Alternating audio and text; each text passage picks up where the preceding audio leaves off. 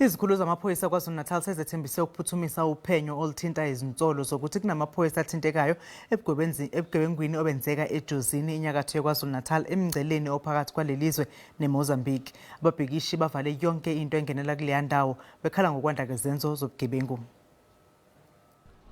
Lo mbhikisho usudonse izinsuku ezintathu, imigwaqo ibivalwe ngamatshe kanye namathayi avuthayo. Umphakathi ufuna ukuthi uhulumeni angenelele ebugebengwini bokuntshontshwa kwezimoto ziweliswe umngcele ophakathi kwakulelizwe neMozambique nosekuphele iminyaka kwenzeka. Izakhamuzi zikhala nangamaphoyisa asebenzisana namaqembu emgulukudu zingaphezulu kwama40 izimoto esezebiwe lapha kulonyaka. Umphakathi ubufuna ukukhuluma nongqongqoshe wamaphoyisa ubhekicele ngalolu daba, kepha uhulumeni wesifundazwe uyena ophendulile.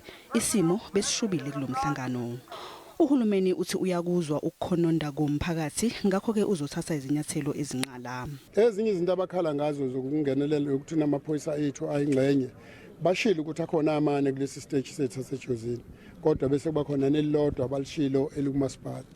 Nginikeze umlayezo ku General uNtulu ukuthi obemele uGeneral Julu ukuthi lawo maphoyisa kumele uma ngabe sekukhona ama cases avuliwa against bona baba charge baba suspend with immediate effect. Nakuba kunezethembiso ezenziwe, kepha ke umphakathi aweneme.